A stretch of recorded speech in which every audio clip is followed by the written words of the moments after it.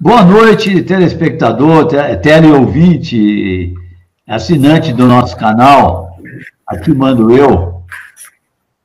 Hoje estou fazendo a minha terceira...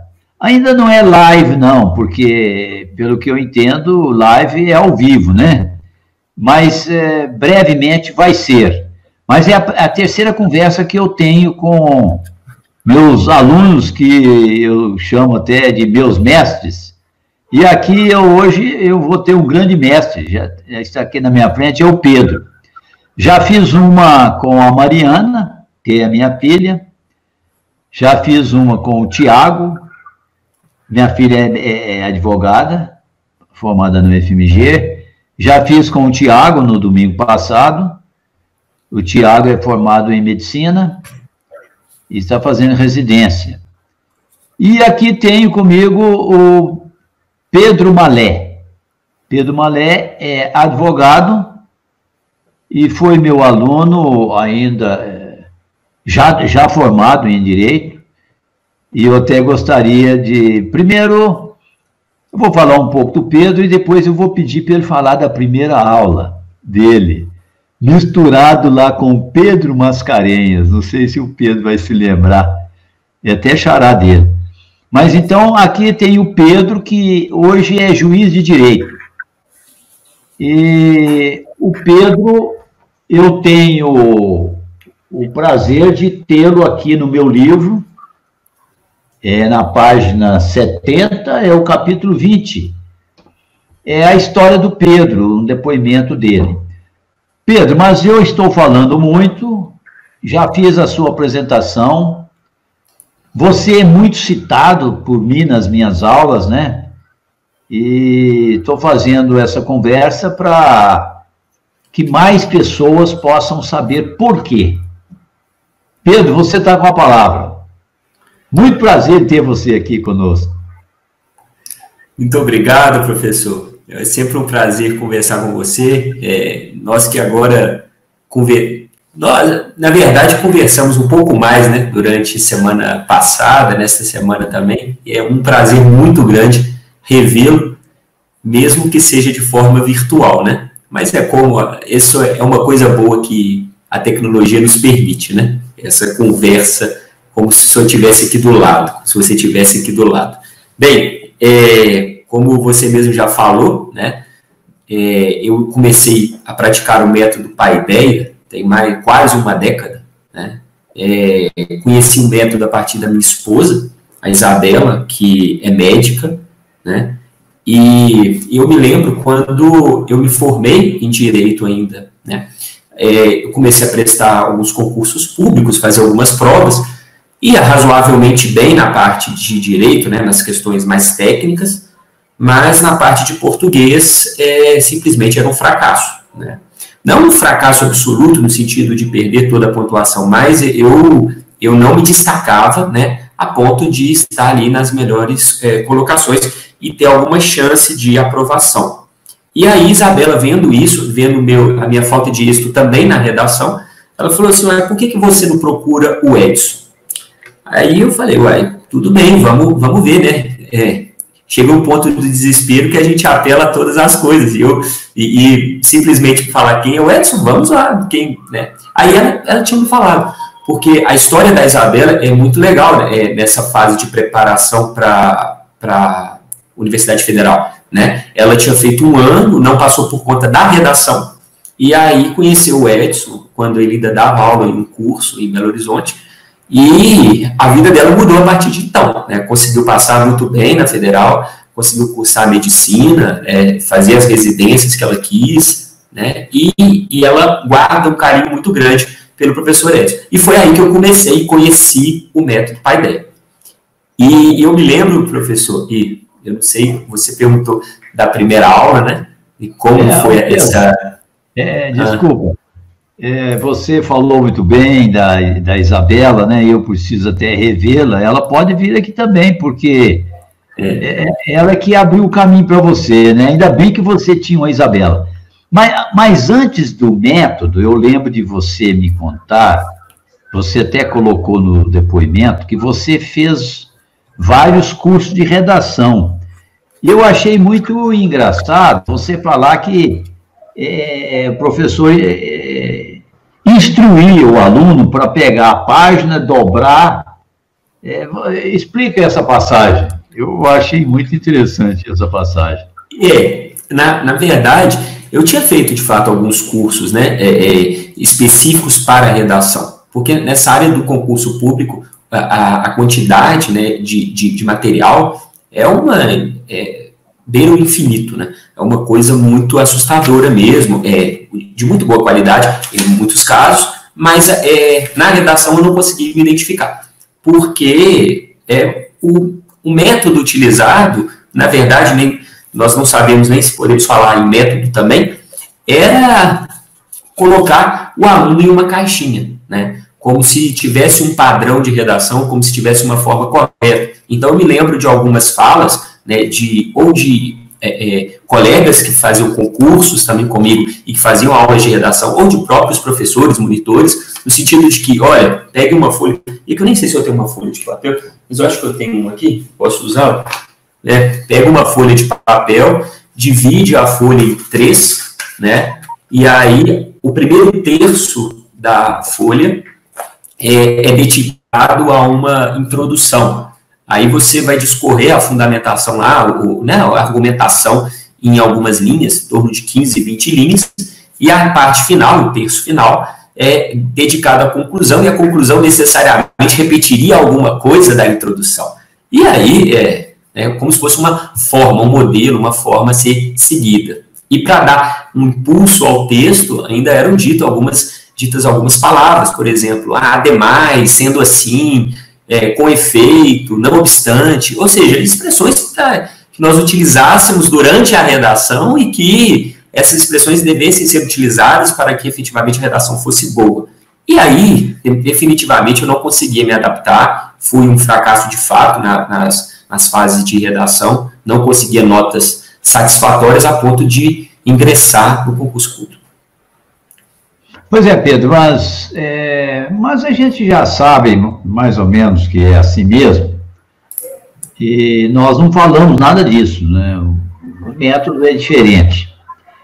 E eu tenho feito esses vídeos exatamente para explicar, porque como o método tem ajudado muita gente, como ajudou você, você próprio, ao falar assim, você também ajuda a divulgar.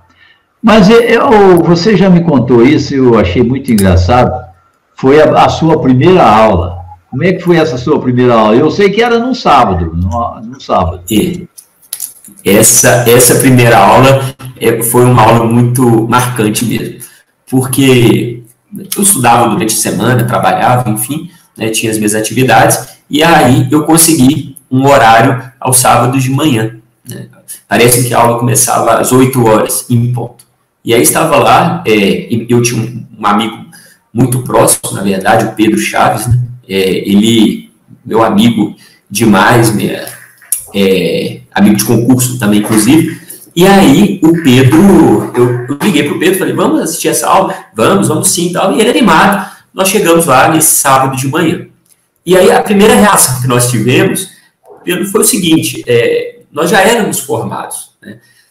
Já tínhamos a graduação em Direito, tanto o Pedro quanto eu, estudamos na mesma faculdade e tal. E aí, na turma, havia alguns alunos que ainda nem sequer não estavam na faculdade. Por exemplo, alunos que estavam tentando ingressar na universidade.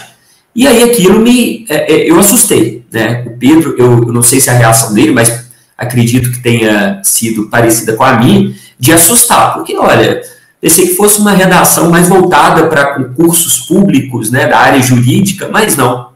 Nós estamos aqui do lado de pessoas com 16, 17 anos e eu me recordo, e eu acho que você pode me contar melhor esse caso, do mural que havia lá na sala de aula, e aí tinha um papelzinho escrito, eu odeio português.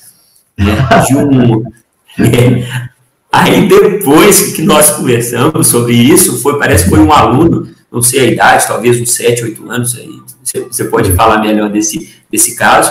E aí nós começamos a ver, e dava 8h30, 9 horas da manhã, e a gente conversando sobre literatura, sobre alguns artigos, principalmente o editorial, né, da página 2 da Folha de São Paulo, e aí eu olhei para o Pedro, assim, eu não lembro quem comentou com quem, mas será que a aula vai começar quando, né? Que horas que a aula vai começar? Vai ter um início, assim? Porque o formato da sala era um círculo, né? Os alunos ficavam em círculo, e aí o senhor passava a caneta, né? Ou seja, contava lá alguma alegoria, ou contava lá, lia algum artigo, e a gente escrevia de uma forma natural, né? O tempo passava, ninguém percebia, e ficava sempre com o gosto de quero mais. E eu acho que esse gosto de quero mais é que nos impulsionava a buscar, a preencher o caderno em casa, ou fazer outras atividades relacionadas ao método. Pois é, mas então, Pedro, você contou aí a primeira aula.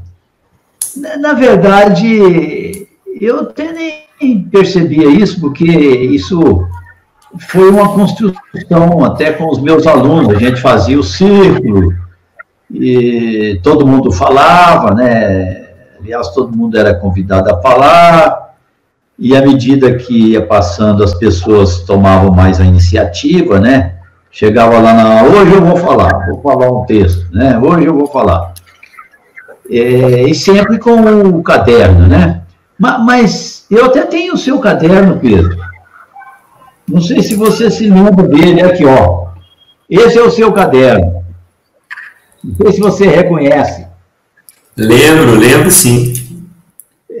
É muito saudade dele. O caderno, você vai na livraria e é o mais barato que tem lá. Né? Eu falo assim, qual que é o caderno mais barato que tem aí? É esse. Olha um parecido aqui também. Tem um parecido aqui também. Com assinatura e tudo. Olha, é verdade. Batizado. É o batizado, né? O que eu chamo de o batizado, né? Exato. O aluno começa fazendo uma rabisqueira assim. Isso serve, Pedro, para quebrar aquela imponência, aquela seriedade toda, né? A redação, ela fica mais facilitada, né? Você fica mais à vontade. Mas, Pedro, você se lembra o que você escreveu aqui, quando me deu o caderno de presente? Está escrito aqui, ó. O leitor, o nosso teleouvinte talvez não perceba, porque... Aí, ó. Professor Edson. E lá embaixo está a sua assinatura lá, ó. Pedro Malena. Muito obrigado. Vê se você lembra o que está escrito. O que eu não vou lembrar exatamente as palavras, mas o que eu quis deixar claro duas coisas que me marcaram muito no método Paideia. Eu acho que a primeira coisa foi a liberdade, né? Eu vi ali uma liberdade que eu nunca tive na minha vida, né? De gostar, tomar gosto pela leitura, tomar gosto pela literatura, né? Isso é algo que eu não carregava desde a minha infância, ao contrário de outros alunos, por exemplo, o Edinho, né? E outros alunos que tinham esse hábito de leitura enquanto criança, era um hábito que eu definitivamente não tinha, né? E aí eu adquiri isso, e com uma liberdade muito grande, de ter a coragem de escrever aquilo que eu efetivamente gostaria de escrever no papel, porque aquele lugar era meu, aquele espaço era meu, e você dava essa liberdade para a gente, uma liberdade muito grande, né? E outra coisa foi a questão da autoestima, da autoconfiança. Na verdade, eu acho que o termo é autoconfiança. Muitas vezes nós somos ricos, nós temos muito o que dizer, muito o que falar a partir daquilo que a gente efetivamente lê e aprende, né? E às vezes a gente não consegue, a gente não se expressa justamente por ter aquela forma, por ter aquele modelo, aquele molde. E aí a gente sai da mesmice, a gente sai da xaropada, a gente começa a falar usando a técnica do PPS e a gente aprende a gastar o dinheiro que tem. Eu não sei se você já falou sobre essa parábola, essa alegoria, né, na verdade, essa alegoria do restaurante, mas eu acho que foi a melhor do método, foi essa, que ensinar efetivamente a gastar o dinheiro que a gente tem. Está escrito, é isso mesmo, você escreveu isso. Quer ver? Eu vou ler aqui. Muito obrigado. Você falou isso aqui, por me fazer sentir livre, sem preocupações com formas, modelos ou estrutura. Exatamente o que você acabou de falar. Nesse primeiro caderno, que foi o seu primeiro e único também, se tem outros, você me deu. Acredito que fui capaz de fazer algo inédito. gastar o dinheiro que tem, aprender a gastar o dinheiro que tem. E aí você fala que eu ensinei você a gastar o dinheiro, né? Aí você ainda cita o cachorro preto, né? Você é o mestre que põe o cachorro preto para correr. Eu não vou falar do cachorro preto agora, não, porque eu estou vigiando o tempo, e você ainda precisa falar de uma coisa que eu considero um diferencial nos depoimentos. Além do esquema, não vou falar do esquema, você fez também esquema. Que o esquema, imagine, para um advogado, uma pessoa já de curso superior, o esquema parece uma besteirinha, né, Pedro? Uma bobagem, né? Mas não é bobagem, é? De forma alguma. A absorção do texto ali é algo incrível, né? A gente pega os detalhes, as partículas, os menores detalhes, a gente consegue aprender com esse esquema. É aquela história de passar a caneta e não deixar perder nada, né? A alegoria da caneta, que eu também conto aqui nos vídeos, mas você não vai contar, não, que eu preciso valorizar mais o seu tempo. Deixa que depois eu conto, porque você tem que falar sobre qual que é o outro diferencial. Eu não vou falar, você que vai falar. Que fez a diferença. Tá, a tabelinha? As tabelinhas? Não é a tabelinha, não. Não é a tabelinha? É aquilo que você falou assim, ó, eu precisava estudar direito constitucional, direito penal, direito não sei o quê, no entanto, estou aqui debaixo de uma árvore fazendo o quê, Pedro? Entendi. Lendo, é verdade, é verdade. Eu me lembro, professor, de vários dias, eu ir para o campus lá da Federal, né, indo para a biblioteca central lá mesmo, e aí, por várias oportunidades, eu deixava de entrar para a biblioteca, ia lá para debaixo, né, pegava um banquinho lá perto, qualquer lugar, debaixo de alguma árvore, ou algum lugar mais tranquilo, e começava a ler, né. Eu gostava muito, na época, eu lia muitos contos de Machado de Assis, gostava muito mesmo, porque é algo que a gente consegue ler de uma forma rápida, de uma leitura gostosa, né, muitas vezes engraçada. Machado de Assis, eu lembro da Raquel comentando, quando lê Machado de Assis, dá gargalhada e ninguém entende, né? O que você está lendo, menina? Né? Mas é muito legal mesmo. E aí foi exatamente isso. Nessa época eu tive melhor um êxito, né, nas provas, foi a época que eu não esqueci completamente a parte técnica, a parte do direito, não. Mas é que eu estava muito envolvido com a literatura, né? Isso parece que a mente nossa abre para a compreensão do direito, fica, inclusive, mais leve, mais fácil. Né? Exatamente. O Tiago falou isso na semana passada. O Tiago também se tornou um leitor, assim, vamos dizer, voraz, para usar uma palavra até mais chique, né? Passou a ler, a comer os livros, né? Ia gostar de literatura, e ele até me deu um caderno de presente com os livros, né? Imitando o Edinho, que é o meu filho, médico, né, que ele fazia isso, ele lia o livro e depois ele escrevia sobre o livro, né, não sei que nome dá isso, que não era propriamente uma resenha, era resenha também, mas até mais do que isso. Ele fazia um levantamento das palavras novas, né, escrevia aquilo, era um trabalho, né, trabalhava bastante. Pois é, mas aí você fala, até você fala de uma alegoria, uma imagem que foi muito boa para você, é aquela do salto. Se você está querendo saltar 2 metros, você lembra dessa imagem? Lembro demais. A imagem, a gente pode imaginar qualquer cenário, né, de uma natação. Eu acho que você falava muito da natação nessa época, a pessoa que se prepara para nadar 1.000 metros, 2.000 metros, 3.000 metros, e vai fazer uma competição, né, de 200, 300 metros, né? O salto funciona a mesma coisa. Se a gente se condiciona a dar um salto de 4, 5 metros, né, parecendo ser impossível, parecendo ser muito difícil, mas à medida que a gente vai treinando e a competição lá, você precisa saltar 1 metro, 1,5 metros, né, isso é feito de uma forma muito mais fácil, né? Outra alegoria também é a questão da academia, né? O suor da academia mesmo, né? Parece muito com o suor de academia. A gente no início fica meio desconfiado, vai nos primeiros treinos, fica com o corpo doendo, com aquele cansaço natural, né? Mas com o tempo a gente vai sentindo até prazer pelo suor, né? E isso que vai dar efetivamente o resultado, né? Muito bom. Você usou essa palavra, fazer as coisas com prazer, né? Gostando. E me parece que o método procura isso, né, Pedro? A pessoa vai escrever uma redação, ele já está xingando, já está falando mal, que coisa horrorosa.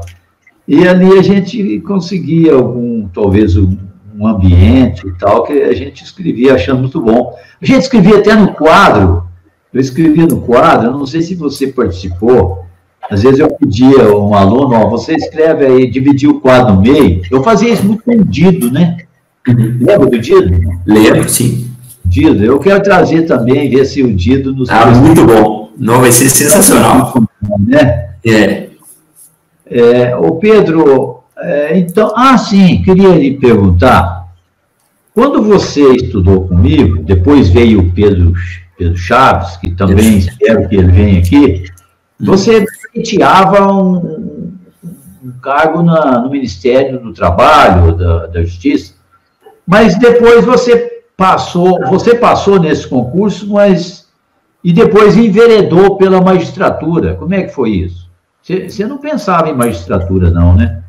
Não, foi assim. Na verdade, na graduação, eu já pensava, né? Eu pensava, na verdade, em magistratura e em ser juiz de direito, né? Da justiça comum mesmo. Mas aí eu fui gostando muito do direito do trabalho. Um tema que me encantou muito na faculdade, já na parte final, né? Quando a gente começa a ter a disciplina prática, e aí eu gostei muito. E fiz estágio também na Justiça do Trabalho. Então, o primeiro concurso que eu quis foi entrar como servidor do tribunal, né? Eu gostava muito do trabalho, porque a gente, quando faz estágio, a gente tramita um pouco em cada área da justiça, né? E aí eu gostei muito da parte do que o servidor público fazia, né? Então, gostei. Aí, minha primeira aprovação, as minhas primeiras aprovações foram para servidor. E aí eu vi que a magistratura do trabalho realmente era o ofício que eu queria me dedicar para a minha vida mesmo, né? Para ser útil em algum lugar e, na verdade, onde que eu me realizo, né? Então, foi aí, nesse ponto, foi nesse tempo que eu fiz o Paideia que eu fiz essa opção mesmo. Tanto é que eu conto lá no livro, tá até aqui o livro, né? Até fazer propaganda aí para você, né? Mas esse livro fala que eu tinha feito a primeira etapa da magistratura de Minas Gerais, tinha passado com folga nessa primeira etapa, graças ao método também. E a gente precisa reconhecer que funciona no sentido dessa apreensão do direito como um todo também. Pois é, e o depoimento que você fez, você termina citando o Gabriel, né, que é o nosso mascote, estrela, né, que por causa dos cadernos dele, que são 4 cadernos, e eu fiz uma estatística, né? Eu espero que ele venha aqui um dia falar disso para nós. A estatística, não só ele, quanto também o Marcelo Popke, que o Marcelo eu perdi de vista, não sei, tenho endereço, nem contato mais, mas o Gabriel tem. E você cita também a Isabela e outros que precisava acontecer com você para acreditar, né? Exato. E era meio São Tomé, né, Pedro?